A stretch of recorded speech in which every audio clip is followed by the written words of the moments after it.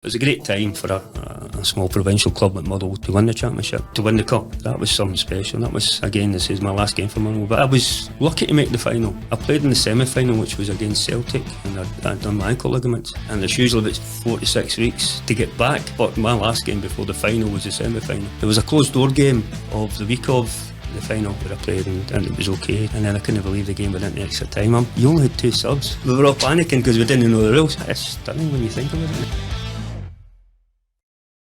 Tom Boyd, thanks very much for doing this, mate. Caley Corner, I think we're up to about episode 8 or 9 now.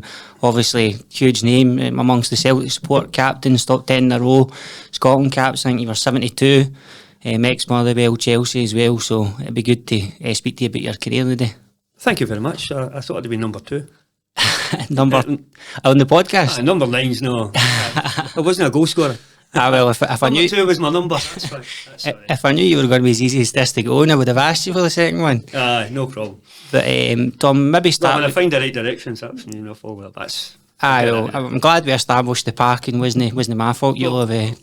Glasgow Uni, I think, covered a couple of things in it, so it was my fault. You'll have contributed to fixing some of the potholes maybe in the city this month. I think so. I think there's a few there as well. So I think we'll just start with the game at the weekend, if that's all right. Obviously it's Monday day, it's probably good sort of towards the end of the week, so cracking game. I thought at the weekend, good for the neutrals anyway, a lot of drama. It is, but there's no many neutrals inside Hampden as it was at the time, and they've always said this, to get classic games like that.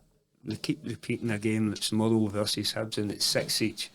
The managers will be pulling their hair out for the defending. Right? There are some good goals and there's some quality goals, but for the most part, a lot of it is down to pure defending.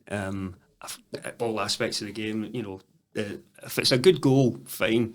A strike for a distance, but most goals can be avoided, I would have thought, But for everybody else, the purists, it was, I'm a defender and I don't like seeing us lose goals, and that's how I hate taking or taking it on the coupons or something like that with Celtic losing a goal. I don't like doing that, but it happens, as we've seen, if we're not quite on the ball. Great to be through. It certainly keeps the sort of run going that we're on, and the momentum that we're sort of building. So these games are just about getting through. Semi-finals always been through, but it'll be remembered for a very open game, which I don't think, as I say, Brendan would have liked. No, and to be fair to Aberdeen, they had a right go. I think I was anticipating probably an easier game than it turned out to be, and the first goal was brilliant, great ball for Clarkson. Miovski's put it away quite well, and for there, I think that sort of gave them the confidence to come and have a right go at us. The strange thing about Aberdeen this season is the performances in cup competitions, the Europa League, but it's a cup competition, and the same, they got to the final of the League Cup and the semi-final. You get that in some seasons where teams are very good at knockout situations and cup competitions. Whereas when it comes to league form, you can say that where was that kind of performance? I know they've changed their manager, so that may have been an influence that the lad that's taken over that may have an impact on how they play. Maybe they've got a bit stronger, but he's not going to be there for next year. I think they've got somebody else. So, that may have happened. I'm delighted that we got to the final, and that's obviously we're playing our nearest and dearest rivals. I will talk about them at some point, I would imagine. Just on the game itself though, I think maybe when James had come on made a big difference. Obviously you still got a big part to play at the club, it looks like. Yes, and I think Brendan mentioned that, in terms of the best player. If we thought we're other, it's harder when, and I think when the manager sees James is coming on having an impact that I don't think he can start a game, so sometimes it is harder. It's easier to come on as maybe players are getting tired and that kind of thing. And so James was certainly someone who had a massive impact, and he's had a good contribution in the games that he has come on. So it's up to Brendan to see what time he would bring him on. I'm surprised he didn't bring him on a wee bit earlier in the Derby game just recently. But obviously there's other players that I think are ahead of him, and the manager sees them being ahead of him, and that's why they won't start. So that's James served us well down the years. I think most people would agree with that. He scored some important goals for us, and that was another one. Oh, absolutely. They were saying when he came on, that's him. Well, he was already third sort of highest for honours and trophies won at Celtic. Yeah. So if we win the double this year, which obviously hopefully will, then Jamesy will go into second place ahead of Billy McNeil, man behind Bobby Lennox. So he's get a chance. It shows you young boys like yourselves. You know, it's great to be a Celtic supporter just now, isn't it? You know what I mean? When if you were born in the 90s, sorry, no born, no, come through the 90s, where I was playing in them, and come through, halfway through that in 92, but yeah, it was a little bit more barren than what we're used to now, and it's a great time to be a Celtic supporter. No, I agree. We're definitely going to get to that. We still have our moans. We still have our moans and groans and stuff like that about things. We all want perfection, and you'll never get that in a lot of games. So yeah, it's great in terms of James helping out and all the rest of it, and he's sort of the old school, but he's taken over. Was it Bruni's mantle of having so many? Is he still top then? So Bruni's tied with Jamesy. They're both on 20. Oh, right, okay. So they're third, and then I'm sure there'll be a wee bit of banter between the 22. two. Sorry, I think they're on. Somebody correct me if I'm wrong. I'm sure. I think they're on 22. McNeil's on 23 and Bobby Lennox on 25. So does that mean James can be as a legend and can play in our Legends game? And I'm assistant manager. I'm trying to plug here to get some good players in here. Let him fucking finish his career first. I know that. Exactly. On the tap up here. But no, I'm originally from Saltcoats, so it'll be bittersweet for me. I was sort of saying to the boys, if somebody takes over Bobby, then But if it's going listen, it happens. It doesn't matter. What Bobby has done is different to James, and it's different eras. We're having a great time, as we did in the 60s with Bobby and all the boys under Jock Stein. And that was unbelievable. That was probably even better. I mean, you see what they won. You know, there's the one wee medal there that's above all and surpasses. Until that was won again, that surpasses everything that everybody else has won for how many they collect. That one wee medal, as Paul Lambert has got, the manager for the Legends game has got, that's outstanding, winning the European Cup one. So that's certainly, Bobby was part of that team. So that's something you can never take away from him. And I think everybody at the club hold that dear in their hearts for what they've done for us. Group of young boys, the local kind of boys, apart from Saltcoats, right, I cycled them route for the Kano Foundation last year, and it would have been a doddle if Bobby had stayed in Glasgow. We had to go that extra 30 miles down that way.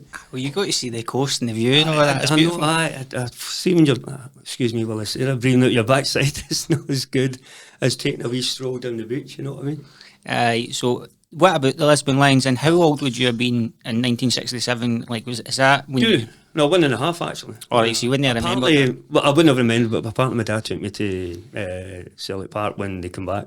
Me and my brother's a year older, so my dad, he says he took us down. There's no video evidence, there's nothing. Nowadays, that's another great thing that you've got nowadays in terms of what we had away back in the past. See the amount of football you can watch and see, whereas you didn't get that then. And even further back was even worse. So yeah, it's a different period, different time. So 65 I was born, and I would be 2 when not knowing anything really about it at that age. Right. But obviously you learn very quickly. Aye, so maybe when you were starting to get into fit, but the Lions would have been maybe on their way out, and it would have been Dalglish coming in, would it have? Like, who was your early influences when you were watching the game? Yeah, I think by the time I'm going with my dad, I'd probably about 8, 9, 10, those kind of things. And then it was, my dad go have a few drinks with his pals, and then depends if it was the bus is free, that where we stayed in Broomhouse. It's only 10 minutes into Parkhead, and so we're just waiting on a phone call from my dad in the pub to see if there was any space available for us to get in, you know what I mean? So we've been around that, and then I got into football. Obviously I've been as my school team, it was St Bridget's in Baillieston, up to St Ambrose and Coatbridge. But that caused me to miss quite a few games. I couldn't get to games as often as I can because You're playing yourself. You're playing yourself. If school was in the morning, or your boys' team, I was Auchingill Boys Club in Easterhouse, went to Celtic after that.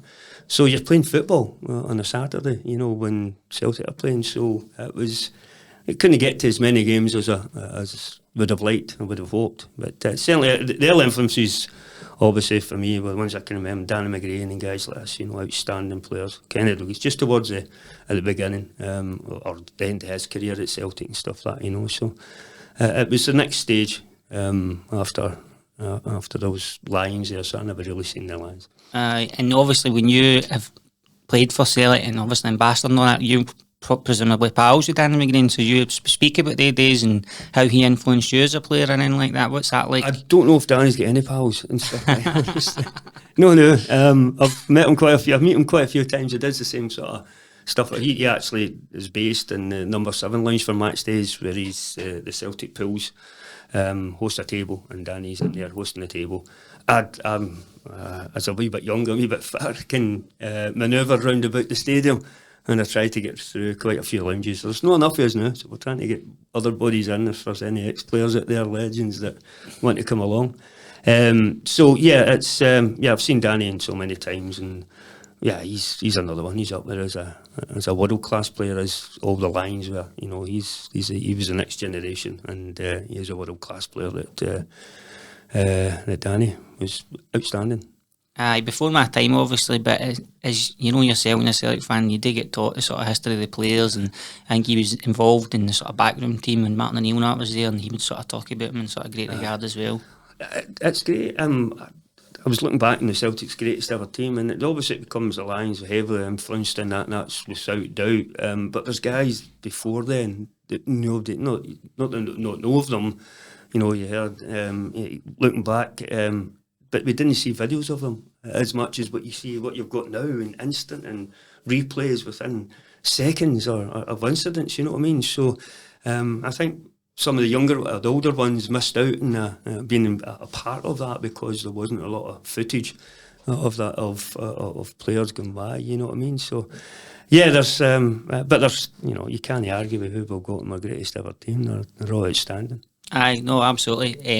I think we will get to that, but you mentioned Celtic there. I didn't know that you were Celtic before you were in Motherwell. Was that the path? What was the story there? There's a myth here, and I don't know who started this. No, it might have been Danny McGrain, the way you're talking about. No, it might have been that. No, I don't know why that people think that I was a Motherwell squad. I think maybe because I came through it, and I didn't come through the ranks at Motherwell.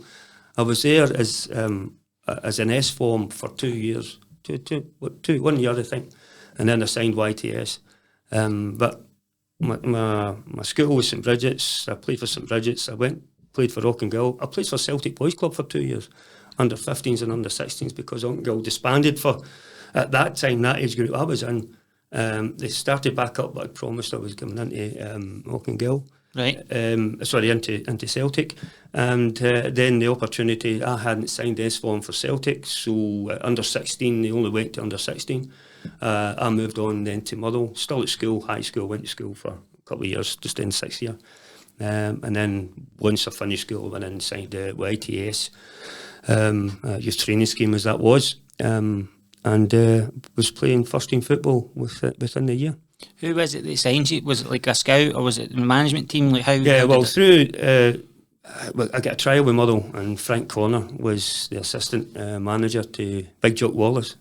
It's an amazing. Somebody just mentioned this. That I never even thought of this. That my 3 managers that I had under at Motherwell were all ex-Rangers boys. There was Big Jock, obviously, Jock Wallace, Bobby Watson, and Tommy McLean. That was the 3 guys that I played under. Bobby was only there 6 months. He gave me my start. I never played under Jock. Frank left shortly after that signed. He went to come to Celtic, and it was Jock's parting moment that I left Frank. He go to Celtic, he came in, and he went to Rangers after that. So they left, and then Bobby Watson took over. And by I think February, March, I got my debut. I think because Motherwell were rotten. Seriously, I was. I get Player of the Year that year. Well, I think I get 4 awards for sort of man of the match kind of thing. I think you feel sorry for me or something. A wee young boy, the rest of the team get relegated. Well, getting relegated. That's a wee story, but anyway, we can tell you about that maybe later. I know. I was going to ask you about your Motherwell days, because when I seen the cup final team, there was a few good players in there. To be fair, like yourself, O'Donnell. I don't know, Ferguson was there, and a couple of others. David Cooper as well. Now, experienced legs, which I think when David came, it helped me. At that time, I was a fullback, so it helped me with his ability on the ball. So yeah, there was still Bobby Russell never made the team. Experienced big Craig Patterson at the back. He was a good player for Motherwell at that time. Ian Ferguson up front, Colin Neal, a few others. Jim Griffin and all that. Ali Maxwell performed heroics and goals. But I thought he was at it when he got injured, but that's another story. What was the highlights at Motherwell then, in terms of either the sort of the dressing room antics, or like in moments? Obviously the Scottish Cup final was Aberdeen. But that was my last game for Motherwell. Not a bad game to go on. I know. I think I started playing, I think it was 18 with Motherwell, and by the time I was 19 I was captain. I was the youngest captain, I think, at the time. Wow. It was, I think, forced on us. As I say, the rest of the team, we weren't that very good, so I was a young boy coming through. I'd been captain with my club teams, Auchingill and my school teams and all that kind of thing. Captain most teams that I managed to play for. Didn't do it at Chelsea, it was only just 6 months. It was a baptism of fire for me at that time, at a young age, to be a captain, a young boy just learning your trade and stuff, But I think they seen the prospect in me. But I was a different player then, in terms of where I played. I was a sweeper. I was, you know what a sweeper wizard, do you know? The lazy defender, basically, was sitting behind the centre half. Well, I didn't want to go and, headed the ball and get my nose broken like all the big centre forwards used to happen. Centre halves, when you could elbow somebody a way back in those days. So I just stayed at the back and just mopped up everything. It was an easy game. Aye, the Beckenbauer of Motherwell, I think you used to call you, was it? No, when you see me play, it wasn't a Beckenbauer. No, it was it's more like Jimmy Smith in the corner or something, but no Beckenbauer. I had a good learning thing through my time there at Motherwell, and eventually, maybe at that time or a year earlier, I was leaving at the end of my contract. I went to sign a new contract for Motherwell, and had my agent in and was talking to a few teams. So, it was just the timing was right. Wouldn't have been ready to play for Celtic a way back, seeing when I was a young boy, 18, 19 and 20. I wasn't good enough for a Celtic team. Mm-hmm. But as I learned and got good experience and developed and became a full-back rather than a centre-back. But one of my best years for Celtic, and was up as, I think it was Glasgow that beat me Player of the Year, was when I played as sweeper for Celtic, next to John Hughes. And then Alan Stubb comes in. So that's I like playing in that position. I mean, Martin put me back there a couple of times, letting big Bobo go and header, big Johan Jalby go and header a couple of times. But then I get injured and I couldn't get back in the team. It happens. I was getting too old. And what about, you mentioned the captaincy at Motherwell, like, what's that like for you as a young boy? Like, do you have to take on additional responsibilities in terms of, I don't know if you're involved with helping players with contracts or just organising team nights out or what? No, but not that time. I'm a 19-year-old, but when you know where to go and stuff, And at Motherwell you couldn't afford that anyway. Honestly, the wages were on. I was on £26 a week as Motherwell on the YTS. So that was what my weekly wage was. That's probably what you've paid in parking today here. I need to get a bank loan to get next. And I was saying to my daughter, I said, I'll take the training. No, you're away up the other side of the town thinking it's Caley, Caley, Glasgow United and Caley. So, yeah, I could have got the training, walked up the Queen Street or something like that, But my wages at that time, that was the first season that the YTS was brought in. And Motherwell obviously short of money at that time, really short of money. Then they snapped it up. And so by the end of the season, I was Bobby Watson. I was on £26 a week for the YTS. Wow. Yeah. Changed days now, I think. I was speaking to Jim Craig just the other night, and he was telling me he was cheaper. When he was playing, I think his was about £12 or something, in the 60s or so. I don't know what that would be with inflation right enough, but... it's still not a lot. It's still not a lot. It got me enough to get my bus fare for Brimhurst up to Motherwell. That was me. It all worked out in the end anyway, Tom. I know. What about the cup final then? Like, it was all 3 each, the 2 McLean brothers. It was actually my mate that sort of said to me about this, one of the boys that was involved with the Bobby Lennox statue campaign. So I think maybe their dad passed away maybe no long before the game. It was just the week of the game. Right. So did any of that factor into like the emotions of the game? I think it factored into both managers. When you win, and we had the minutes applause or something, you know, for both teams, and we certainly were out with the respect of the situation. And I think both managers, you know, regardless, would have been a bit subdued in the celebrations. I think Tommy was as well. He enjoyed it for a wee bit, but I think he tried to play it a bit low key.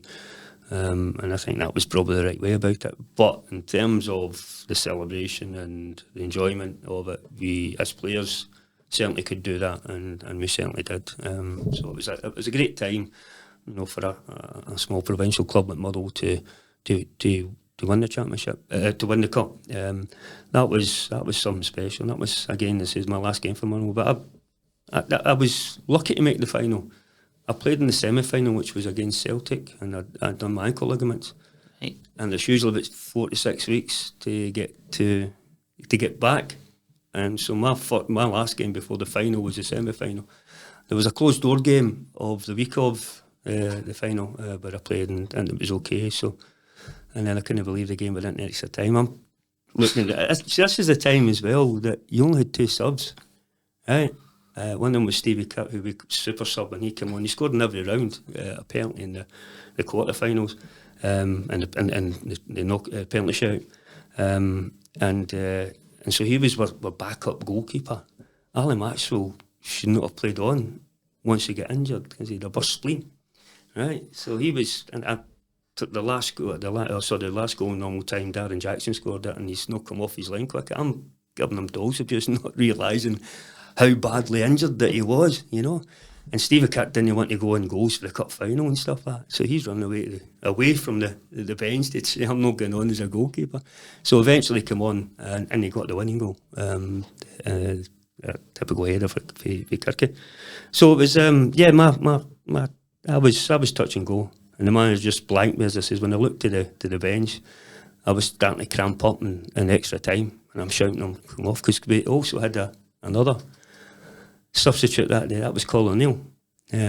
He was injured and wasn't fit. Mm-hmm. But he gave, because Colin had played in every round, he gave him a start on the bench. So we were actually only had 1 sub on the bench. Jesus. As I compared to 2.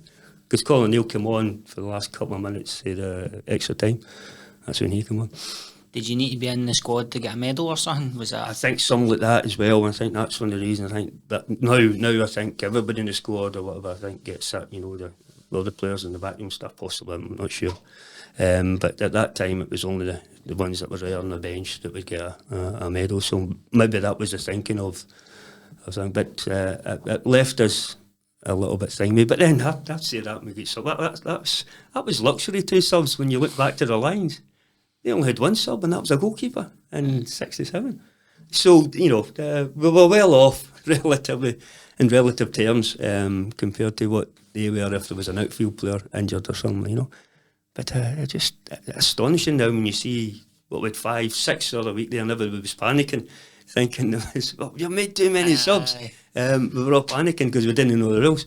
But then you look to think that you only had 1 sub, or no subs, and outfield players in Lisbon. That is stunning when you think about it. Even when you're talking, that's only 20 years ago, I know, for 2 subs. That's right, but 91, it's a wee bit longer now. That's maybe near 40 years, isn't it? Is it? No, it's 30, I don't know. 30. 30 odd. 30 odd, aye. We'll split the difference. Aye, cheers, you saved me there. I had to turn into fucking Rachel Riley for a second. It's alright, we don't need to worry about Mars, it's alright.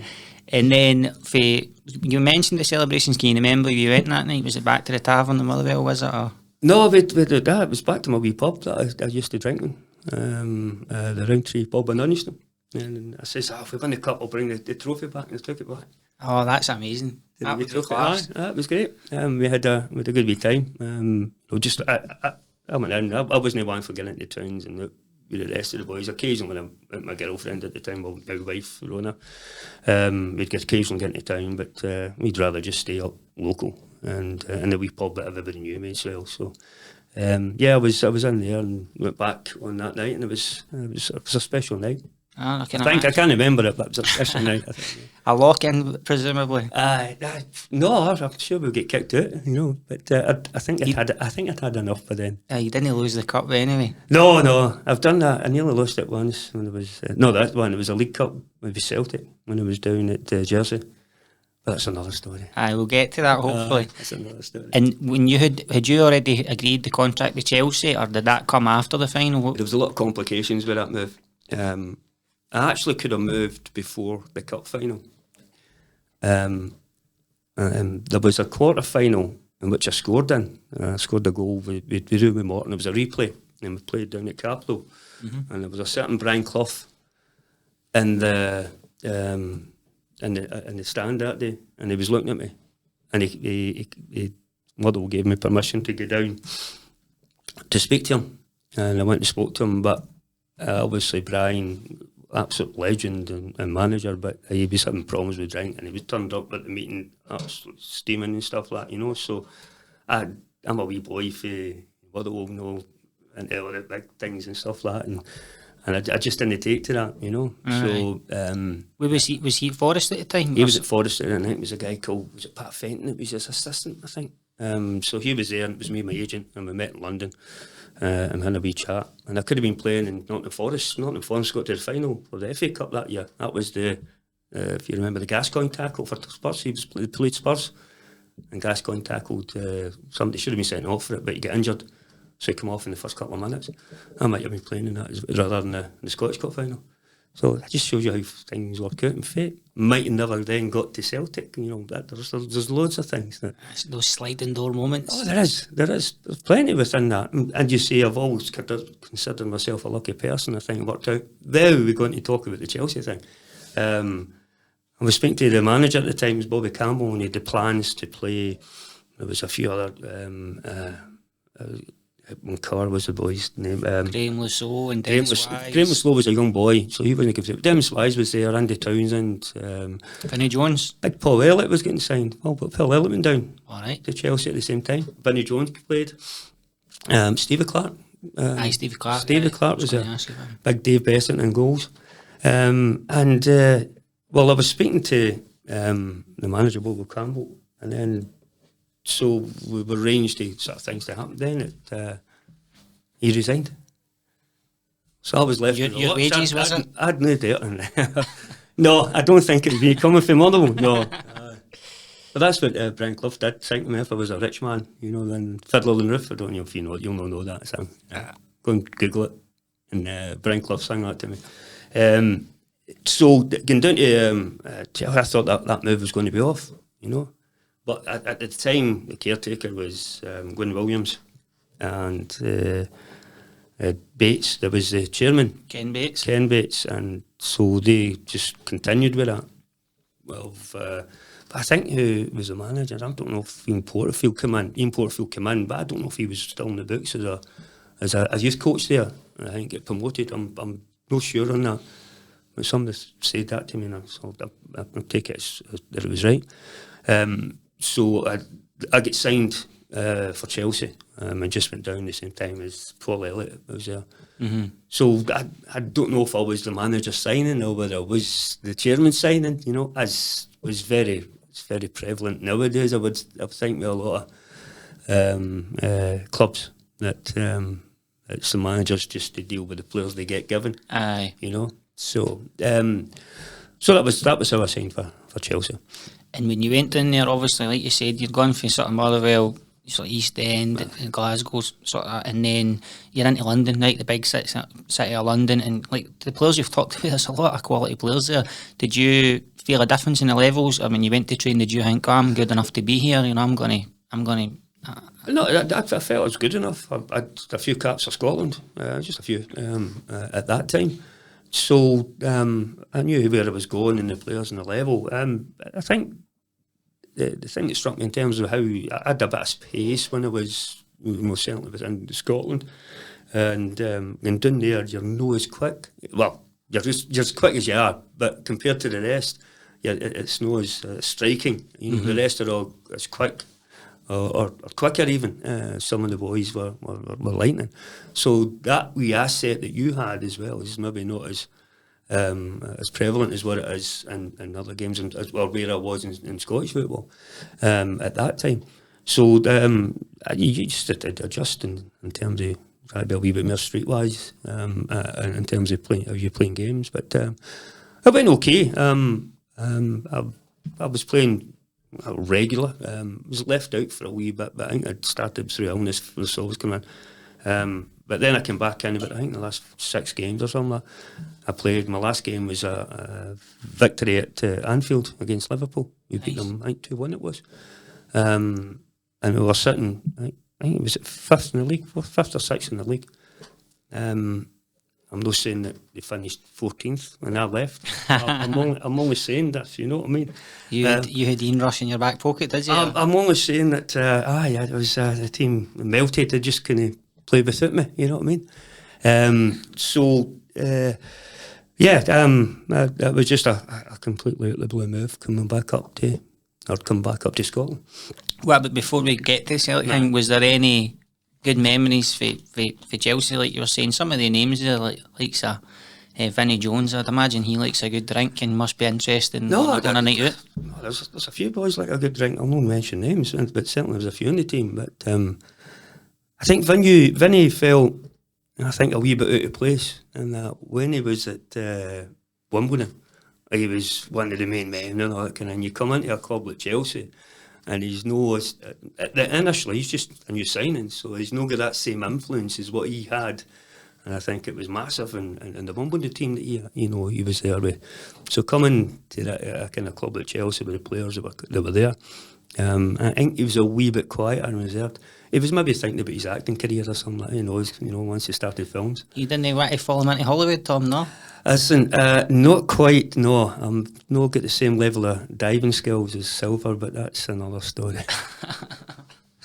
Yeah, we'll get to that probably. So, back up the road, Cascarino went down to Chelsea, you came up, and then, as you've mentioned, some of the younger Celtic fans maybe no, we weren't even sort of finishing second back in those days in the sort of early 90s, so a bit of a barren spell. What was that like for you? Well, first, what was it like coming up? You must have been realising your dream at that point. Well, as I say, the manager in Portfield called me in to Stamford Bridge, which was strange in itself because we trained at a wee place at Harlington. It was about 20 minutes for Stamford Bridge. It's right next to Heathrow Airport.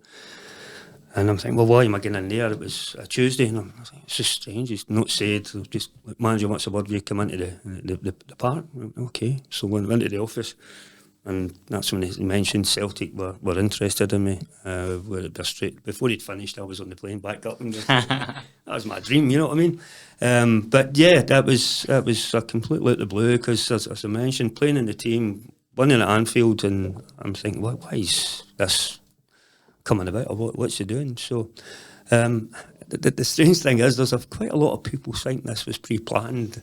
I think from elsewhere that Cascarino and Tom Boyd was always going to Celtic, but they just had to wait a wee bit, which is strange because for people to realise that Cascarino, I think, was our highest paid player, most expensive signing at the time. And so for him to fail within 6 months, and he failed dramatically. Did he no score? He only scored 2 goals. Two goals, and one of them actually came off his heel. Was that the one? His first one against Hearts. That shows you how absurd that scenario is. But the scenario of me coming to Celtic within 6 months was, for me, amazing. But I would never have. I thought I'd lost my opportunity. Well, certainly at that time. To play for Celtic. I thought there was rumours before, but nothing materialised. Wasn't given any permission to speak to MD. So that was completely out of the blue. Absolutely delighted, and obviously in the plane straight up. I think it was on Thursday. I came straight up, just to finalise things. And actually, the press conference was there. There was nothing signed, and there was a press conference already organised. But listen, I was signing no matter what. No, brilliant memories. And who was it? Liam Brady was the gaffer? Liam Brady was the manager, and obviously, in fact, there was 3 guys at the table for the press conference. Danny McGrain, one of them, was it?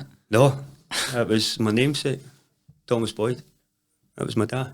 Oh, nice. So my dad was on the table, on the table like this. We were sitting in with Liam Brady and myself. And then I think my dad was only asked one question. It just absolutely beaming, so he was. All of beaming, loved it, you know what I mean? That your son got to play for, or getting to play for the team that he always wanted to, or watch, you know.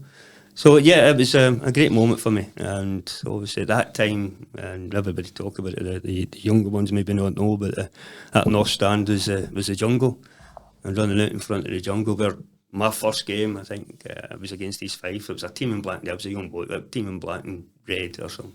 Sorry, black and yellow.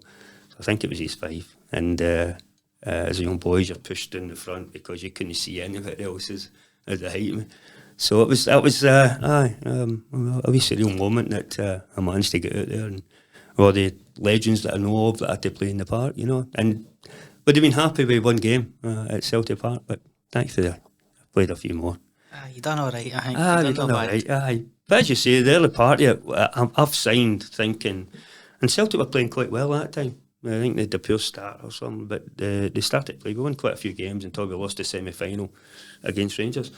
So we were going okay, but then that was the height of our problems financially, and it started to go downhill with obviously the quality of signings that were afforded us. You know, I think probably that was Liam Brady's probably biggest problem, is that the money that Liam got was quite a sum at that time for where we were, and the big money that was spent on the players for Cascarino's, for Stuart Slater's, Gary Gillespie, they never had a massive impact that you're expecting, you know, like a Henry Larsson. Henry wasn't a lot of money, to be fair, but other guys that have come into our club, you know, for big money, and they've had an impact, whereas they completely, I'd say completely flopped, and we then went into the spiral that ended up with, I tell this to young boys and kids, and you'll not believe it, that in a period at Hampden, well, a lot of them will be there,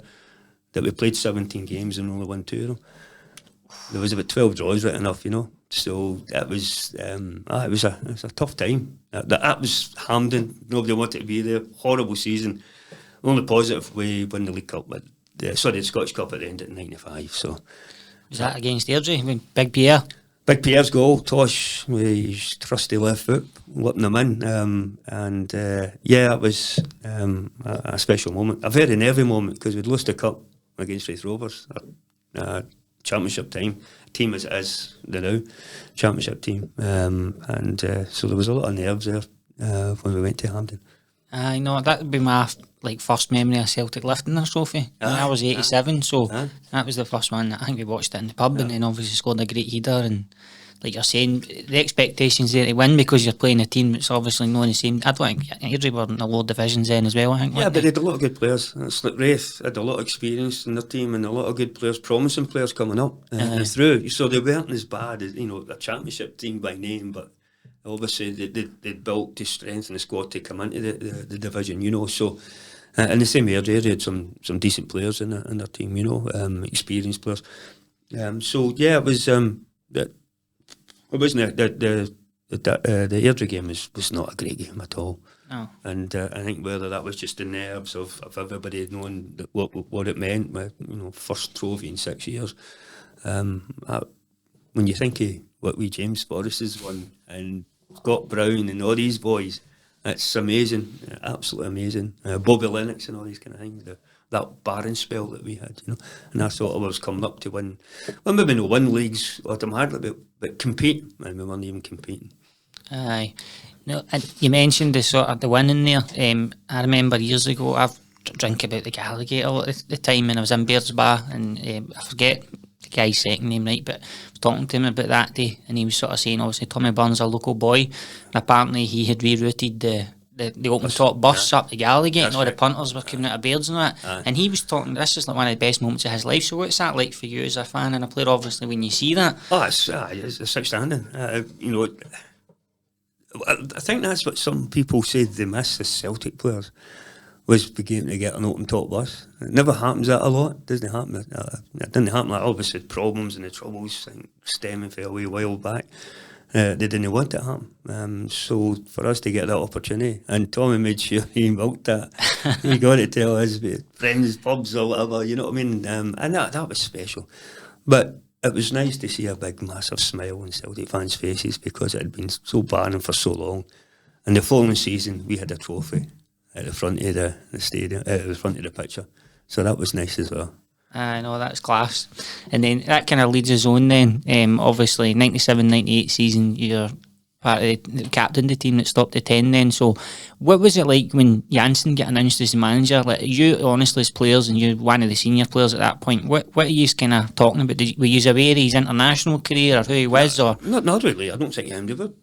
When I think Wim played, it wasn't the star man in the team. You know, it was Johan Cruyff, I think, away back certainly in '74, and when I think he played in that.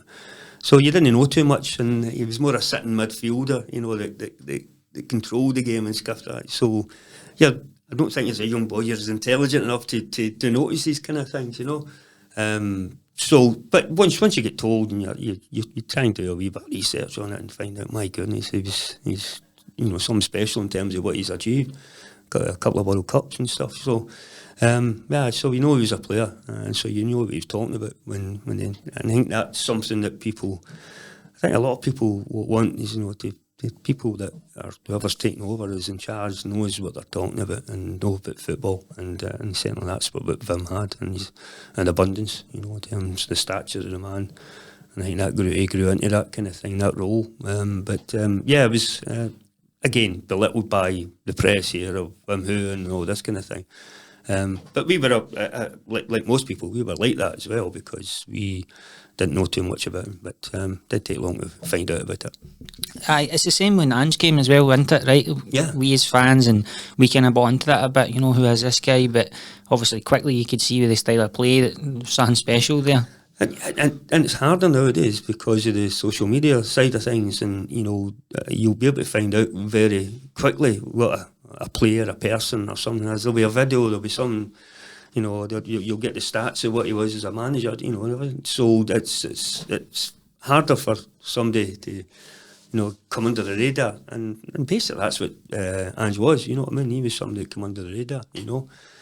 So yeah, it's it worked out for us very, very well. But as you say, a new manager, you know, that a lot of us didn't know about, but he had an impact with his signings immediately, and that was, at the time, I get the captaincy. I don't think there would be too many options of captain. I think probably myself or Alan Stubbs would have been the two. Only, I would think with the players that were left at that time, before we signed the other ones, that would be the only candidates to choose from. Then Stubbs wasn't there had long signed either. That's right. He was. I just think that's that previous season. And so, but then, and I keep mentioning this about, you talk about managers, different managers, and how what kind of impact. It's all about the players they sign. You know, you look at the players that are brought on, and the impact that they have. Henrik went on to be outstanding for us, but to be able to get a European Cup winner for the year before, and Paul Lambert, Big Matt Reaper was an internationalist, brilliant. Craig Burley, that was so good for us that year. Stephen Mahy come in, so the team was building, and there was players in there. And they talk about the roles of captain. It gets easier the better players that are in, and you know, you don't have to do as much talking to a Henrik Larsson who knows the game and knows where to go and all that kind of. So that it becomes a hell of a lot easier. As we were discussing just a wee bit before, but the rest of it in terms of the social side of it, that's some you organise. You can then words with the manager and stuff like that, you know. So yeah, there's it becomes less of a burden when you've got better players around you, and that was something that Vim's impact had with the players, and why we were able to compete. So it was Vim that was spotting these players, and it wasn't Jock Brown or. Well, I don't think Jock Brown would have any inkling of a Mr. Certain Henrik Larsson in terms of knowing that his contract was up and you could have got him for 650,000. I think Vim had to have a wee bit of insight into that one, which obviously Feyenoord being his club and team and all that. So I think he would have had an insight to that. So yeah, the impact. I'm sure Jock would have had maybe an influence in maybe a Craig Bully signing or something like that, knowing some of the up and coming work players through from Scotland. And Craig certainly was one of the players, and he was immense for us that season, absolutely immense. I think him and Jackie actually shared one get Player of the Year and for the sports writers and one get for the players. I'm not sure who got which, but certainly that was he came in and done ever so well for us. As to win the league, everybody's got to have an influence and an impact. So yeah, it was great that the players that come in really hit it off. They hit the ground running by the seams and things. What was it like? You probably get. Well, not the first two games, but then we'll forget about them. I know. Well, I think we've mentioned that so many times with Henrik's first pass, but that's we'll let him. We'll still slag him. Don't worry. He might be watching. We'll be kind to him because I was going to ask you. Probably you might get fed up. I've already said he's a legend, so that's enough, right? You're getting slagged, Larson. When Larson came in, right, his first couple of training sessions, like how long is it before you are like, fuck me, this guy is unbelievable? Aye. But I think you get better as you went on. I think the first game, and I think he says this as well, when he was watching him, he was getting interviewed with Chris, they played in the left wing. And I think a couple of times he would drift out there. And I think he was told, look, go and have an impact closer into the middle kind of thing, So it was just the style that he was wanting to play. The other players that we had, I think Tommy Johnson and Darren Jackson, they were more the strikers at the time. Simon was a great foil for Henrik as well. So there was other options there for him to but eventually Henrik was the one that was a sort of main striker. But I think the burden and how he get better through a Chris Sutton and John Hartson and stuff like that. I think he would have flourished under a Mark Viduka. He's got a big forward boy that took a lot of the pressure, and Henrik could have done the kind of things that he wants to go and get involved in other areas, you know what I mean? So why he scored 50 goals in that treble season. So yeah, it was we'll keep Henrik in the background. He done all right. He done no bad. And I think like that season, probably one of the you went on a right good run after the first two defeats, to be fair to say. But yeah. I think the Rangers game at New Year was it fair to say that was a huge turning point. We won that game, especially I think at the time we were 4 points behind or something, and I think they would have went 7 ahead. So we had to stay in touch. I think it would have been very difficult to win the league if we hadn't won it that way. And there was a lot of significance on it that in the last 9 years, whoever had won and not lost at that time won the league, which we didn't know of as well until we found out later. And but it was a game that was almost replicating the scenario that Tommy got sacked for in terms of the football that he wanted to play. But we totally dominated the game. We should have been well ahead. We didn't get that through, obviously, great goalkeeping, and thankfully we never conceded, which was a problem. And maybe somebody made a wee mistake and stuff like that, in the kind of games, the important games. Thankfully, Craig Burley and then Paul Lambert with the belter at the end. It was mighty relieving, I should say. Is that the best Celtic Rangers goal you've seen in person? Or? No? No, Larson's? You've got to say Larson's. Aye, well, after your slagging him, you have to. I don't know. I better come back with something quick then, innit? Yeah, listen, I'd say Henrik's the goal. I think he talking to Chris, I think he was trying to say it was something else or something. It wasn't. I would have didn't seem as important as. I would put Lambert's up there with Larson's stuff. It was 30 yards, 1.5 volley, top bin. Brilliant. You cannot take anything away. First goal for Celtic as well. You can't take anything away from Will, but the technique and the skill and the composure. That kid, not with a Paul, in fact, Paul done it the following week against Motherwell. I think he struck one equally as good. We don't remember that as much. I don't know why. I wonder. But for Henrik's goal against him in the 6-2 game it was quite stunning. To have the awareness, and he obviously plays it down, as whatever heard him. He says he plays it down. I said, and he said to Chris, he said, "Did you see how far the goalkeeper was out?"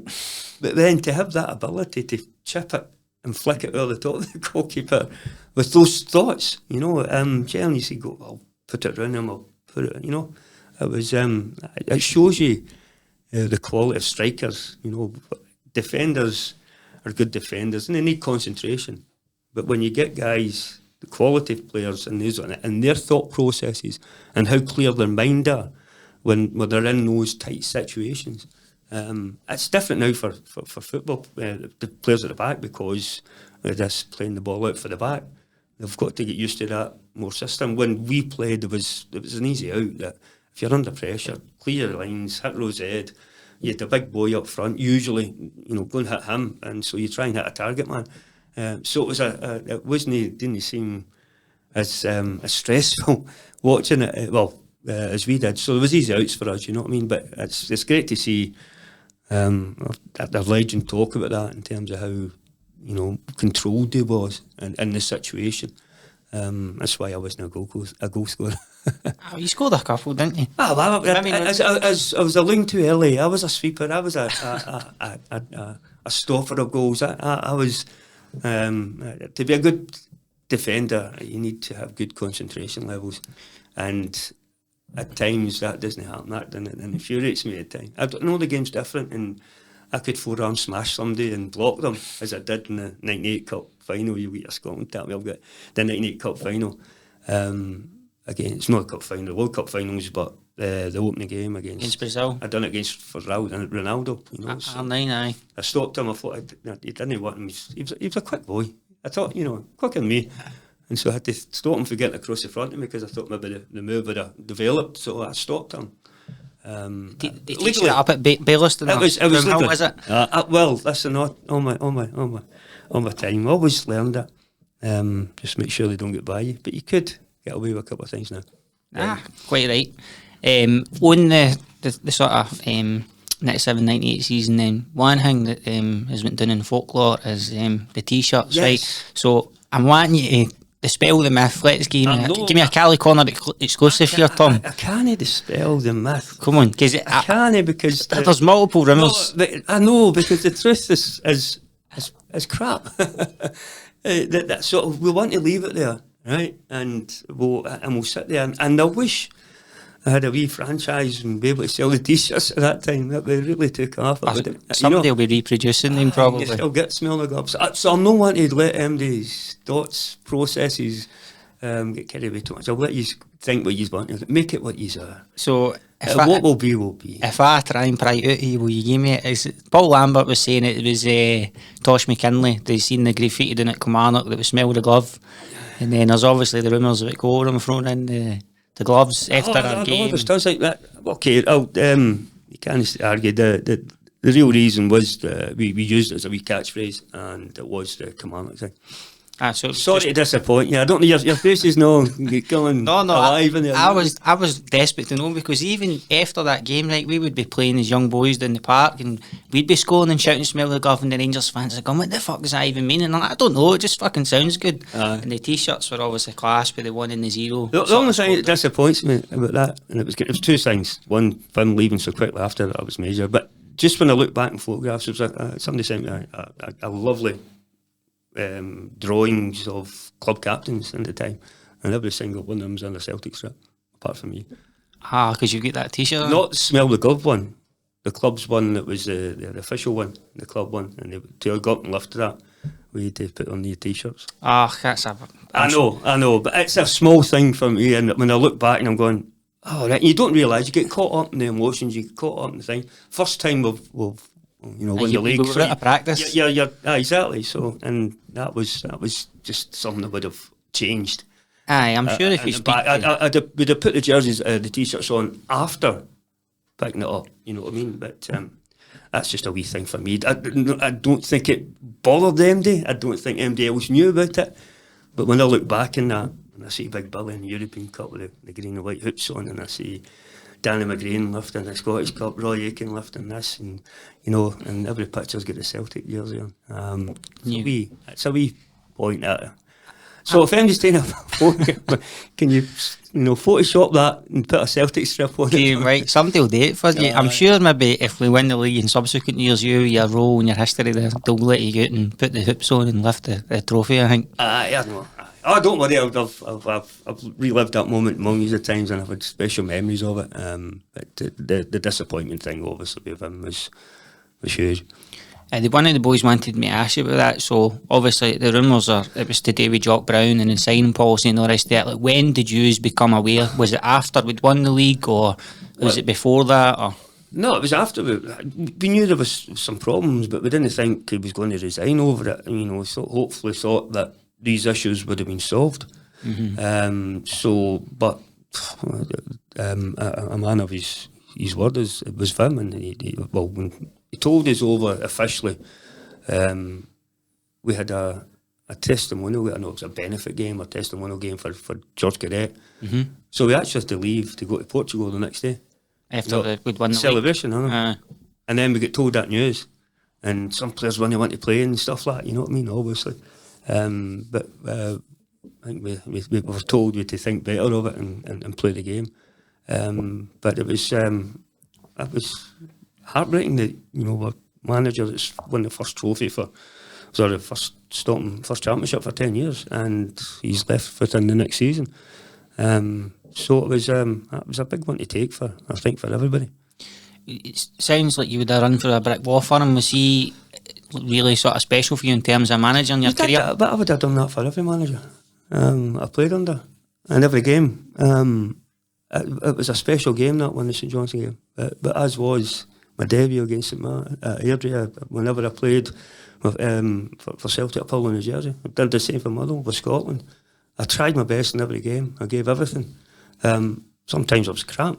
I could hold that up there. Wasn't Henrik Larsson been great every single week. But I gave everything. I tried my best in every single game. For them, for Dr. Joe, for Tommy Burns, that was a hard one. We didn't win the championship for Tommy, and that was sad. I think I was more upset about that one than him going, but because we'd won the championship, but we hadn't won it for Tommy. Do you think Tommy ever got over that? Would they ever hop back to no winning the league as a manager? Do you think it didn't bother him? No, I'm sure personally it would have bothered him. Would have loved to have done it, because he gave everything, his heart and soul, to everything he did, and certainly whether it was at Celtic, whether it was a supporter, a player, a manager, a scout. I think he was the head of youth. Anything he did, became assistant. Later on, everything he gave his wholeheartedly, and he's the example, a prime example of what a Celtic player should be. And obviously, it's a wee bit easier when we're Celtic supporters, But if you can follow in Tommy's path, whether it be through his family, his religion, whatever, then you'll not go far wrong. Lovely words. We've not touched on any of the Scotland stuff. You sort of mentioned it there. So what is your? I know, but I'm just. I don't know if the listeners will be able to see the pictures and see what strip you're wearing. I know that you're going to hark on about. No. I was going to open up to you. All right, okay. So, what's your sort of best memories? Is it your sort of getting your first cap, or obviously you played in Euro '96, you played in France '98. Like, any stories you can tell us for Euro '92 as well. There you go. I would have been 5 or something. I know. Well, yeah, playing your first game for Scotland was special, but I think it was at a time where there was about 40 call-offs. Scotland, I think, was plagued with at that time for whatever reason. I don't think everybody was injured. So I think at the time, big Brian Evans for Aberdeen, but I didn't start the game. I was on the bench, and it was against Romania. And playing against a certain Mr. Hadji. Yeah. So he tried to dummy the ball. I hadn't come on long, and he tried to dummy the ball, and I read it, and I won the ball up the line. We come back, and I think Mr. McCoist, he scored the winner. So I was involved in the winning goal in my game, my first game for Scotland. So I was delighted with that. So it gives you a good routine that you've done something positive. Actually, I think I was playing left wing actually at the time. Oh, jeez. I don't think it was wing back. It was more left midfield, and obviously that's the position I found myself. Absolutely delighted with that, and had a very good Scotland career, having made 3 major championships. I only played the last game in the Euros in '92. Maurice Malpass was an outstanding player for Scotland and a great, reliable player. So I was a young boy coming through. I was about 25 or 26 or something like that by the time I took over for Maurice. So he only played the last game. I played the last game, and that was against the CIS. We won 3-0. Paul McStay scored, Brian McClare, and I think I got Gary McAllister penalty. Nice. So maybe they should have put me in early. I'm only saying, you see these things, when I play, I'm quite lucky. Well, you'll say it's a team for your life. You know what I mean? I know, exactly, yeah. And what about when you went away with Scotland? Obviously, the early days there with Rangers being so dominant, was there any awkwardness like between the two players? Are you going all right together? Yeah, but when you come together, there's a bigger cause, isn't there? You know, you're playing for your national team, and I love playing for my country. The Irish roots at all, so I couldn't go that route for obviously the Celtic allegiances and stuff. Scotland was my team, and I love playing for Scotland. And at a time when Scotland done well, qualified for 3 major. So on the back of Scotland qualifying for quite a few things, we missed out. I think we missed out in what was that, America, '94. We were at Italian night, you know. Yeah. So and then obviously then '96 and '98. So just surprised it took us. In fact, we'll never get back to a World Cup, won't we? No, yet no. 2 Euros. 2 Euros since, and we took about 20 odd years to get to the first Euros. Soon, it'll happen soon. Maybe your old mucker, Steve Clark. I know. So I had great times, great occasions, and unfortunate. I think certainly the Euros in England in '96, where 10 minutes to go in the last game, we're through. Was that against Switzerland, was it? 1-0 against Switzerland. We drew with Holland. John Collins got away with one ball on the line. I think VR would have spotted that one. And then we get beat. Obviously, the Gary McAllister missed a penalty. And I don't know what happened there after that. Somebody dived in and slipped. And I was miles away. And then Switzerland 1-0, and England, I think there were a few goal swings, as you all know. So England were 4-0 up against Holland, and we were 1-0 up, and that seen us through if it had stayed like that. But David Seaman let one through his legs. Yeah. and it was mad about the last few minutes, because we're thinking, like, okay, we're through, don't lose a goal, so just stay safe. Keep it tight. And then 2 minutes later, get forward. And I remember there was a breakaway for Switzerland, and I think I was marking about 4 players that were breaking on me. They still never scored. There you go. I couldn't mind what that game finished there. That was 1-0, yeah. 4-1 to England against Holland, and 1-0 for us. So they went through in goal difference, is that what it is in '96? That's usually Scotland's no great at goal difference. If we did miss it, was it 74 we missed it in goal difference? So see, I'm not done too well with that. Can we just, I don't know what the word is here, but we'll just allow ourselves to speculate, right, and imagine that if we'd have went through that, because we had a decent Scotland team at the time. I would have won it, aye. Aye, all right. Is that what you're trying to say, no? No, I was going to ask how far you think we would have got. Aye, the next round. No, listen, we were decent, and how we got success was that we were very difficult to beat. And we had a solid back 3 at the time. It was me, Colin Calderwood and Colin Henry. Henry was the middle one, I was the left side. That was a regular basis. We had structure in midfield. Collins, McStay on occasions, then Paul, obviously his injury took him out. So with other guys, Craig Burley was coming through, wanting to play in the midfield, and in the World Cup he started as a wing back. He hated it with a passion. And then he scored that goal against Norway in the second game against and at Bordeaux as we played. And he just run to the bench to stick 2 fingers up to Craig Brown. There's what I want to play. So that was the last game against Morocco. I get slagged just there. I'd done the the Sahara for the Celtic Foundation, and it was in Morocco. And I was talking to a few boys, nice guys, the guides, the Berbers as they're called, and eventually found out that I was playing in the Morocco game. You seen the picture of them at the third goal. I think I've dived in a wee bit like Colin Henry against Gascoigne. The boys lobbed it at the tap me, finished a volley, and oh, what a goal. And he's just started laughing at me. So there's a wee guy, or a big guy called Jamal, and I get texts from Morocco every now and again. Hey Tommy, say, what about that goal? You were rotten, weren't you? So I get slagged. So a great time. And what about France '98 then? That must have been unbelievable to go to a World Cup with your national team. Not just that, but it's like Scotland are doing. I think some of the papers formed up, but I never spoke to them then. Playing in the opening game, the only game that's bigger is the final. Totally agree. Everybody watches the opening game because it is the start of the tournament. It's now usually the host that start it off. I think they changed it after that because they were saying it was like fucking 300 million or 500 million that watched that game, and obviously I was looking at the team: Cafu, Roberto Carlos, Dunga, Rivaldo, Ronaldo 9. Fuck me, what an experience! The best players in the world. And I don't know if and yourself, obviously. Thanks very much. I know. Well, obviously the game was going well for us, and we're sitting at 1-1, and then I had a wee look at, as I say, I blocked Ronaldo and I looked at him and I think he's not right here, because I think later on in the competition he went on to have some problems. Yeah, he did. Yeah, it's playing against Scotland. Oh, that was the forearm smash, was it? That's the impact that they had on him. So I could foresee this coming, and I felt sorry for the greatest player in the world at that time, Ronaldo 9 as he was. In fact, Ronaldo as some people call him. So I felt sorry for him. That's why I put the ball in the back of the net. Yeah, it was just a ricochet, wasn't it? You couldn't get the way.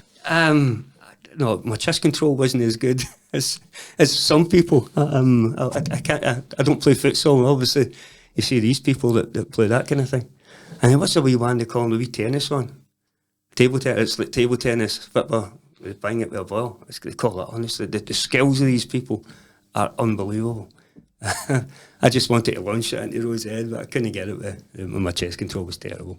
It happens. What is that like though? Like, psychologically, yeah, first game. Listen, it's outstanding. To be able to play that in the opening games.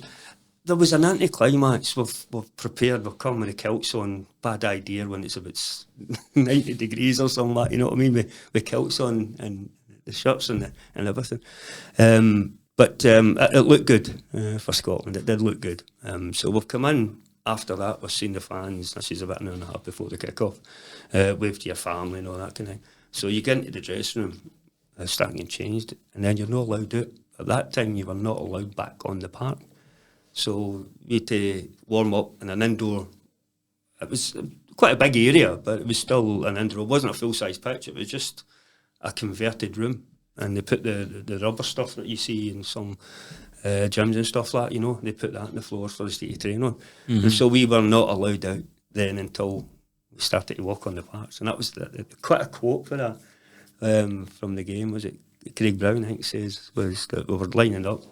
The World Cup winners are all lining up. Craig Brown shouted for that. Look at that, they're all shouting themselves. Excuse the French here. The World Cup winners, the World Cup holders are playing against Scotland, and he's trying to. But then it was just try to be a motivational factor for us. You know what I mean? So that was special in terms of going out there. Again, the only thing a wee moan that I'm going to put in is that when you go out there, right, you want the game to start as fast as possible. Yeah, the nerves are there. Oh, that's without a doubt. I'm sure they were nervous as well. If they thought. Brazil were quite scared. You should have seen the Scotland team. But when you get there, you want the game to start. And so we had the Scottish national anthem, the Brazilian national anthem, the French national anthem, and I think there was another tune. I don't know what kind of tune it was, but it was going on forever. Absolutely ever. Just wanted to get it started. But hopefully they'll maybe change it. I don't know. I don't know how they can. But I know they now, I'm sure, allow the players onto the park a wee bit to do. Because it also helps in soaking up the atmosphere when you can see the stadium full and everybody there and part of your warm-up. It's special. It's a special game, but I'm glad they've changed that. And I know that the reason for it is the opening ceremonies and all that kind of thing. Everything before the 2 years, I think there was parachutes coming in or something like that, So, it was a memorable occasion. Sadly, for yours truly, it didn't end too well. What about, was there any mixing with the Scotland fans, like when you were at the hotel, anything you can talk about for a sort of social perspective at the World Cup, or it was just off football? I could, but I'm not grass. I need you to give me something, Tom. I'm not grass. I can't see. Listen, we like to be social life and stuff like that, all the games. I'd like to go and play. I remember there was a few boys quite drunk in one of the, and it was Euros 96. A certain player that played for somebody across the other side of the city. I went to play golf. No, the English players you're talking about. I'm always saying, aye. In fact, I think he's been spotted a couple of times falling off of cars and stuff like that, you know what I mean? In celebrations. And close me.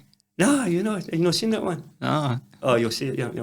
I'll tell you later. Oh, come on. You're going to kill me now. So anyway, he played for Scotland, but he had an English accent. And played for the other side of the city. Right, okay. Right. Oh, that could be a few of them, actually. Aye. Anyway, so, yeah, I remember he was so drunk, and that was in Euro 96, that he says he can't play. He can't play, and that was against Switzerland game, and he was outstanding that day. Absolutely outstanding. Super Ali, is it? No. Oh, golf? Has he got an English accent? No, I don't know what kind of accent he's got now. For the you're trying to guess. I'm just going to name he fell off. Go and look in the videos. Somebody fell off a car celebrating, I think, a promotion. It was either a promotion or a cup one, a lower league club one. I think it's probably promotion to the Premier League for a team. Anyway, I'll give you enough clues. Aye, I'm not going to get it. That's fine. Clues, and then move on. Then I think obviously after we won the league, and Neil came in at that point and started to sign fairly bigger defenders. I think we could call them, in Bobo and Youth. And that's one of the reasons why I started being on the bench a few times. I wasn't a great there when I was playing at the back. I think Martin liked the bigger boys, and even the following season I played a few games. I got us into the Champions League. I played in the Ajax games. I get injured then, and then it was a big Bobo and Johan, and Vega went away. I think that's why Vega was signed, to get a bigger boy at the time to play at the back. For me, I was in and out the team quite a bit at the time with Martin. So if you weren't 6'7", I didn't like to see, unless you were a forward. And even some of the forwards, John Hartson and Chris Sutton's and all that. They were all big boys, I know, right? Aye, but there's nothing wrong with it. There's nothing wrong. It has an asset. If you're as good a player as John had skill, and John Hartson has skill, and guys like that, listen, it's an extra asset to have. I think maybe our team now miss it a wee bit when Caley was playing, because of the physicality that these boys had. Caley's got other things in terms of what he can do. But that's Martin went along that route of, I like seeing a bit of height, and I don't think anybody would mind that in your defenders or even one of your forwards. That's why one of the reasons I think we signed Ida. We'd like a bit of height. It's another option. It's a different option that we certainly have in our team. We've not been blessed with too many bigger boys in terms of the front players, and that doesn't matter if they're good enough. Henrik Larsson was smaller than me, and he could jump. He could hit the ball, that's for sure. Definitely. You can't deny physics. I think it was a factor when we played the sort of McLeish's teams and Smith at the time, and corners and set pieces were all sitting. But like you say, I think Martin O'Neill's team could play football. I think people forget how good some of the players were. That was a real golden era for Celtic fans. Well, there was Lubel Marapchits there, Alan Thompson, still in Petrov, Paul Lambert, guys like that. All boys that can pass. Neil Lennon. Well, no, you're a little better player than me anyway. And what was there when O'Neill came in? What was that like? Because for me, we talked about influential Celtic men earlier. He's in the top 25. Listen, for me. we've seen him and we know him. He's a very, very clever man, and he knows football. And he's backed up by his assistant at the time, John Robertson, who I think both of them won 2 European Cups. So they know what they're talking about. They knew what they were talking about. And I remember coming in and met him. I was on the treatment table that season, the previous season, the John Barnes season. I was injured for a good part of it with 2 back operations. So when I came in, I was on the treatment table, and Martin was asking me what do you think we need and stuff like that. I think, well, I don't think we need too much if you got some better players on the boot to bring them out, you know.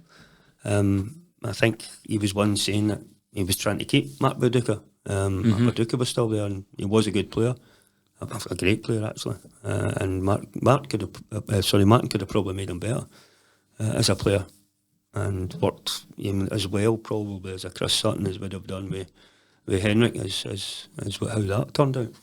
So yeah, as well as and liking boys that are big, there's nothing wrong with that, you know. Especially when it comes to set pieces. Aye, no, absolutely tremendous record.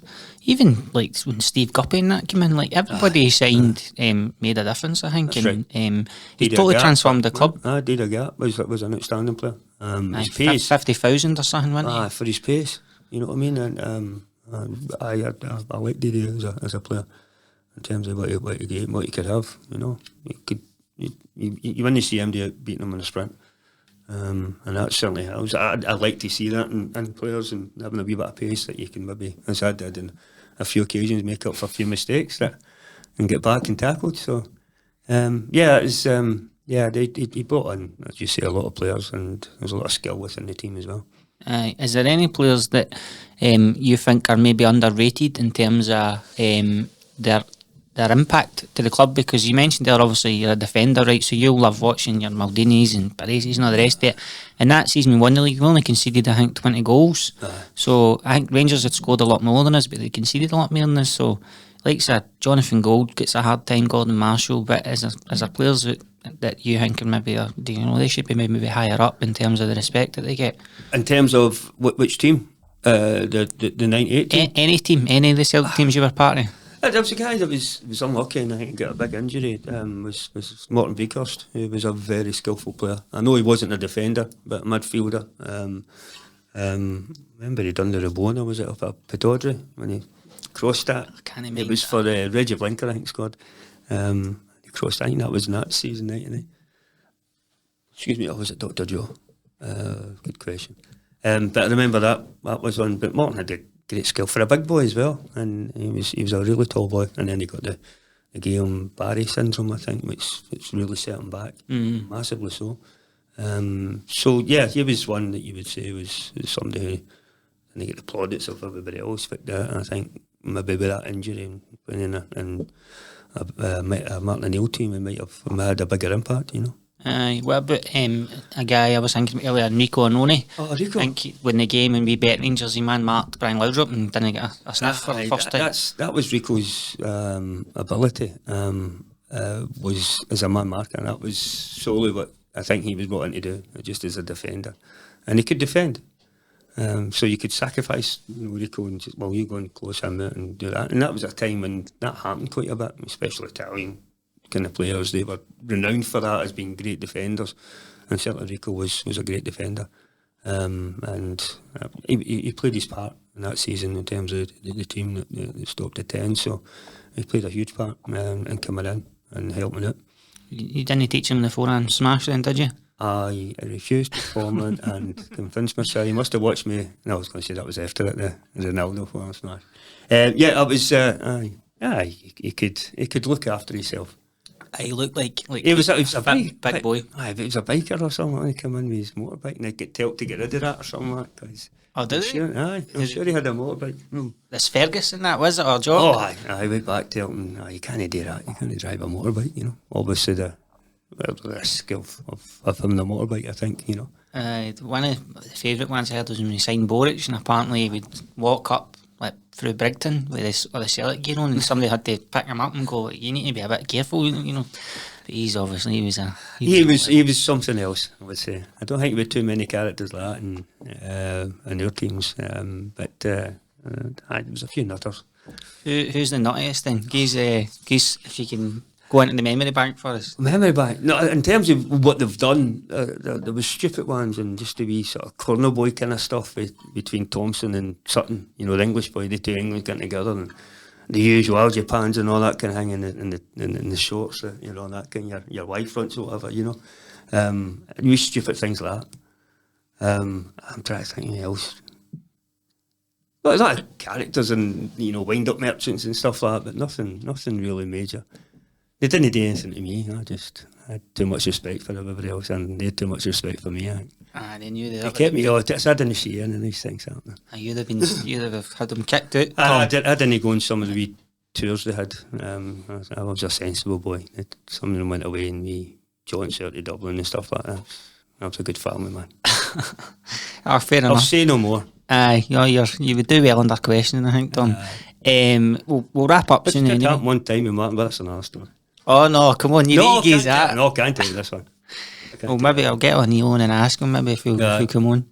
You're obviously an ambassador now, so I was going to ask you sort of what that's like in terms of, obviously Celtic fans will know about the sort of history and the formation of the club, but people who maybe Celtic fans maybe don't know, so the likes of, we played Barcelona 125-year anniversary and they came down to St Mary's and all that. Like, what's that like for you as a fan when these people are turning up, all these European greats, and you're involved with all that? Well, it's absolutely stunning, and very privileged to be able to hold that kind of position. But I'm in with some legends of the thing, and I'm still thinking I'm wee Tommy Boyd playing for my boys club and stuff like that.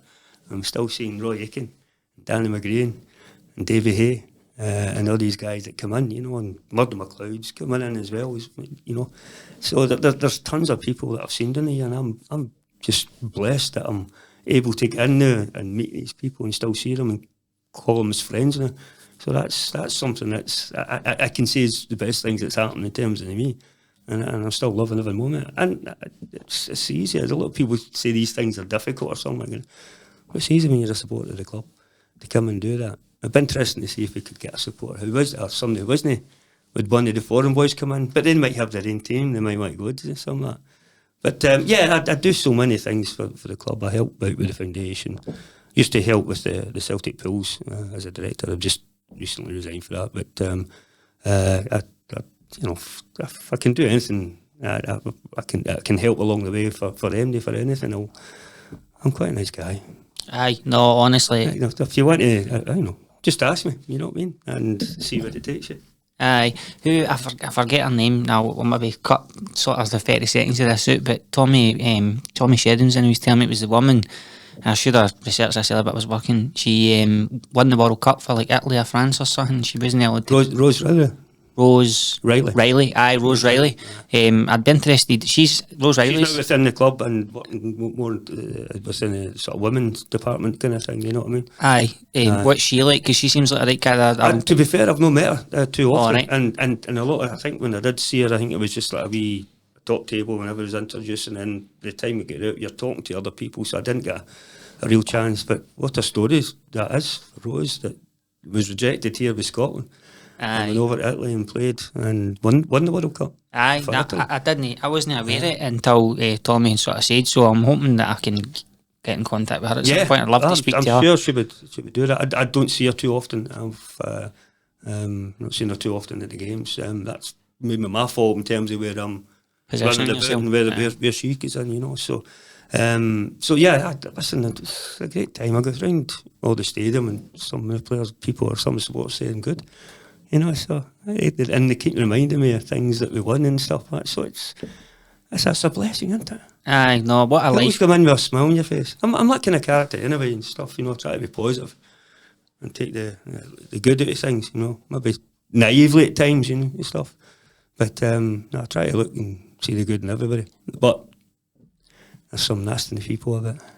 Well, what's that? Do you get any don't want to say abuse, but talked about earlier, right? And if you go out in Glasgow for a drink or whatever, do you get much because you seem like, I think you like you're saying you gave 100% when you were a player and a lot of caps for Scotland. A story, somebody gave me abuse, and this for somebody across the city, but the guy he was talking to, I know him well, and he was telling me what he was calling me and stuff like how can you go and talk to him? And you think, well, has he ever talked to me? He might come and say hello. You know what I mean? Then no, I don't. They're for some of preconceived opinions of you. You know what I mean, in terms of what you say or what you do, and they just don't like me as a Celtic supporter. And that's the plain simple fact. And that, you're not going to change their mind. Mm-hmm. You know what I mean? But any other people come, he's quite a nice boy, he does that. So, I'm very approachable. And I'll talk to him, give him a chance and see how the conversation goes. If you like it, that's fine. Then you can talk to them. But if you don't, you think, okay, you know, have a mindset that's prepared to listen or whatever. Or, but you can, you know, there's nothing wrong with a wee bit of banter with people as well and stuff that for your team, and we're certainly enjoying the banter. You know what I mean? No, absolutely. That was one thing I wanted to ask you earlier and I never get a chance, I forgot. But what's your opinion on the goalkeepers stepping up as part of the first five and hitting penalties? Because obviously Big Joe at the weekend, but Ederson hit one for City the other night against Real Madrid. Did he score? Ederson did, aye. Yeah. I don't have any problem with it, because sometimes goalkeeper, I don't know if Joe's the best, but from there I'm sure he's worked on it. And in fact, they would do that many times in training. You know, if not just they'll practice it, the outfield players, but the goalkeepers will probably do that quite regular. You know, they'll strike balls into the net and try to face where we got Bain and Zegras and stuff like that. So try to face. They'll probably face each other in penalties and probably maybe there'll be competitions they'll go away themselves. The goalkeepers are a special breed, you know. They've got their own wee love-ins and stuff and all that. The goalkeepers union and all that kind of thing, you know. Some managers hated them, right enough. Well, I think so. Most managers hated them, you know. Well, I think the perception was we kind of struggled over the years with goalkeepers because Rangers obviously had Gorham, and then it wasn't really until Boric came in that we were kind of like, this is our first real top. I don't disagree with that, and no disrespect to the players, and I'm sure they would agree that, of the goalkeepers, you know, can pick out field players, but of the goalkeepers in my time, and you know, he picked with Johnson Gould for a season, it was great, and it stopped 98. Big Packy was coming to the end of his career. Gordon Marshall came in. And then who came in after that? Big Rob Douglas was key as well. He was in as well. So you wouldn't say we're blessed with an Arthur Boric or something like that, you know what I mean? So yeah, it is what it is though, but we'd better players in our positions and we won because so many other players. Aye, and just we'll touch on the future then. Obviously Brendan's back and we're performing pretty well, to be fair, recently. It's looking, all things are looking good. How? Yeah, there's still like everybody says, and you know, we're in a good position now because of a couple of recent results, but that does not guarantee it. And I remind people, and I don't want to put us in a downer just now, but I remind people when Craig Bellamy was here and we went and he scored, I think, a couple of goals at Ibrox. Certainly one anyway, and we were 5 points clear, I think, in the running. And we lost the league. I'm sure that was helicopter Sunday. Right? So let's not get ahead of ourselves. There's a lot of football we've played, a lot against a lot of teams, and there's a wee bit of tiredness maybe in some players at this time. There's also, you know, you look at the Aberdeen game, there was things that we could identify that we did not do as well. But you're not going to get that in every single game of the season. The most important thing, certainly in Cup, and was make sure you win the game, and we did that. Right? I know it was in extra time, or sorry, it was penalties. You'd rather see, if it was a normal league game, we'd have been dropping points in that game. Right? And that's unfortunately we were. But I'm sure, looking at the form of Rangers, and you would think they would drop more points in terms of how they played against Ross and thingy. And we get an advantage at Celtic Park with the no fans and no opposition fans in. So yeah, it's we're in a very favourable position, which is about 3 weeks ago wasn't the case. We were still in our own hands. It's even better now that scenarios can help if we win at Celtic Park. That I think if we win at Celtic Park, I think you can say that's it, just about done. If both teams win both games up until then, and then we win that one. Aye, well, I'd be confident to say that. We'll be 6 points clear and about with goal however many goals. Exactly, aye. So I would be confident by then. But because you don't want to get carried away, and you don't sit with egg in your face, you know, so you don't. Aye, the arrogance has cost us, I think, in the past. I hate arrogance. And some people have got it and all that, but it's something that wasn't part of my makeup, and I don't like to see it. I'd like respect from everybody who you play. So in whatever sport that you get, and I don't like arrogant people. It seems like the current group of players, like your McGregors and your Forrest and even Big Joe and that, I think they would be hammering that home on the players. Is that on that subject? Is there anybody in our team or in coming up in the Scottish game, other teams that you're kind of keeping an eye on and thinking this who I like to watch, or there's a right player there? I don't watch enough of Scottish football to say that. I only watch when they play Celtic. Right? Occasionally, I'll see other games. In fact, it's generally a Friday night and you're watching the Championship games and stuff like that. That's it. I don't really have an interest in who's coming on. I'll leave all those decisions to the management. They've generally done very good, very well in that department in terms of the players they identify. Some of them, we've had some, failures, but for the most part, I think we generally do okay. And so I trust in them, and hopefully that we will continue to get it right. More than not, you'll not get it right all the time, nowhere near. But if you can get a huge percentage of them are far better, then that'll give us a wee opportunity. It helps if we win the league this year with the money. So it does afford you that better player. If you can afford guys that, with the market, what market we're looking at now, the market is weird now. As I say to people, and you'll not believe it in terms of some of the players, Paul Lambert that we got with Dortmund, who had won the European Cup the year before, we got him for 4 million. What would a European Cup winner, a Champions League winner be now? If somebody's trying to buy a player like that, you know what I mean? You wouldn't get him for less than 40 million, or MD for less than 40, unless they're just about finished or something like that, I think... I'd be worth thinking of looking and say, well, what players, what can you... Well, we're supposed to be, if we win the league, you get 60 million for winning into the Champions League next year. So that's just about your money spent. And the wages. I reckon. That's just the transfer fee. I reckon maybe if Andy Robertson wins it for Liverpool and then decides he wants a swan song, I think that's a bit of a chance of getting a Champions League winner back at Celtic Park, personally. I think you've actually got maybe a better opportunity of Kieran Tierney coming back. Well, I don't know. I like that. I like that thing, aye. And he's that thing.